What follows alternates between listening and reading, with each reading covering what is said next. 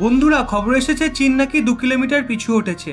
কিন্তু চীনের সেনারাই কেবল পিছু হটেছে, তারা তাদের হাতিয়ারগুলোকে কিন্তু পেছনে সরায়নি। তার মানে চীনের হাতিয়ারগুলো এখনো সেখানেই মজুদ আছে যেখানে সেগুলো ছিল। আর এই স্থিতি ভারতের পক্ষেও হয়েছে। ভারতীয় সেনারাও নিজেদের হাতিয়ারগুলোকে পেছনে সরায়নি। কিন্তু আপনারা সবাই জানেন তাদের চাল ও চালাকি দুটোই থাকে। যখন লাদাখে ভারতের সামনে চীনের প্রথম চাল বিফলে যায় তখন চীন তাদের রণনীতি বদলে নেয়। চীন ভালোভাবে জানে লাদাখে ভারতের প্রভাব ভীষণই মজবুত, আর চীনের সেনারা সেখানে ভারতের মোকাবিলা করতে পারবে না। এর জন্য চীন লাদাখে ঝামেলা কমানোর নাটক দেখিয়ে ভারতের বন্ধুদের বিরক্ত করা শুরু করে দিয়েছে। আর বন্ধুও এমন যার সুরক্ষার গ্যারান্টি ভারতে নিয়েছে। আসলে চীনের বিদেশ মন্ত্রক বয়ান দিয়েছে যে চীন ও ভুটানের সীমার কখনো সমাধান হয়নি, আর ভুটানের মধ্য, পূর্ব এবং পশ্চিমের এলাকাতে চীনের অনেকটা অংশ ঢুকে রয়েছে যা ভুটান কবজা করে রেখেছে। কিন্তু এর সাথে চীনের বিদেশ মন্ত্রক ভারতের দিকে ইশারা করে বলেছে কোনো তৃতীয় পক্ষ যেন ভুটান ও চীনের সীমা বিবাদে নাক না গলায়। কিন্তু ঘাবড়ে দেওয়ার মতো বিষয় হলো চীন ভুটানের পূর্ব এলাকাকেও বিবাদের মধ্যে ফেলে দিয়েছে, যা আজকের আগে কোনোদিনও বিতর্ক বা বিবাদের মধ্যে ছিল না।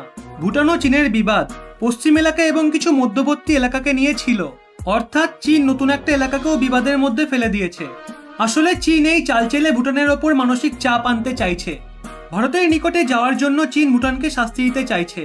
কিন্তু চীনের এটা খেয়াল রাখা উচিত যে ভুটানের সুরক্ষার গুরুভার ভারতের কাঁধে আছে।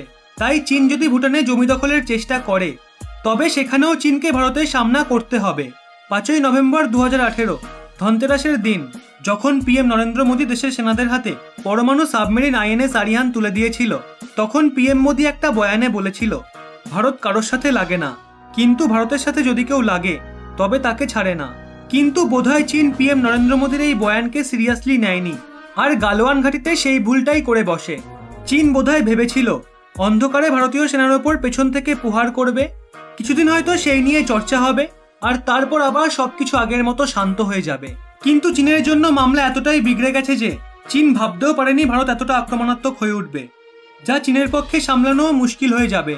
চীন এও ভেবেছিল যুদ্ধের হুমকি দিলেই বোধহয় ভারত চুপ করে যাবে, এই কারণেই হয়তো চীন বারংবার যুদ্ধের হুমকি দিয়েছে।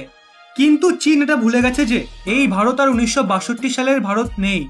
এরই মাঝে চীনের সাথেও একটা বড় রকমের ছলনা হয়ে গেছে, আর এই ছলনা আর কেউ নয় বরং সবসময় ভারতের বিরুদ্ধে বলতে থাকা তুর্কি করেছে। এমনিতে দাবি করা হয় যে যদি যুদ্ধ হয় তবে তুর্কি চীনের পাশেই দাঁড়াবে, শেষ অবধি তুর্কি চীনের সঙ্গ দেবে নাকি সেটা তো সময়ই বলে দেবে। কিন্তু বর্তমানে তুর্কি চীনের ভালো রকম মজা উড়িয়েছে। আসলে তুর্কির একটি সংবাদপত্র ডেলি সভা লিখেছে দুনিয়াকে শক্তি দেখিয়ে চীন নিজেরই মজা উড়িয়েছে, কারণ Bharat, America, Japan, Britain, Taiwan ও ফিলিপিন্স একসাথে চীনের বিরুদ্ধে রুখে দাঁড়িয়েছে। ডেলি সভা এও লিখেছে চীনের রাষ্ট্রপতি শি জিনপিং এমন একজন নির্দেশক যার নির্দেশে গোটা চীনের সামনে বিপদ এসে হাজির হয়েছে। এর সাথে এও বলা হয়েছে চীন নিজেকে শুধরে নিয়ে সবকিছুকে সামাল দেওয়ার চেষ্টা করুক, নতুবা নিজের পতনের জন্য তৈরি থাকুক, কারণ চীন একসাথে এতগুলো মোর্চাকে কখনোই সামলাতে পারবে না।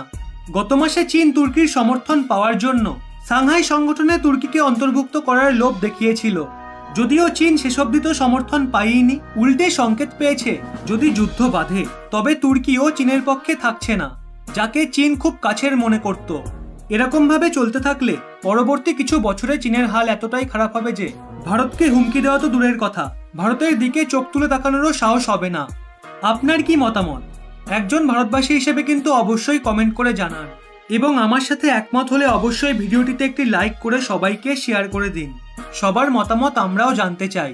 দেবাশিস রয় এবং মিমলাভার সহ আরও অনেকে এই চ্যানেলের এমন কজন সদস্য যারা বেশ সুন্দর সুন্দর কমেন্ট করেন, চাইলে আপনিও করতে পারেন।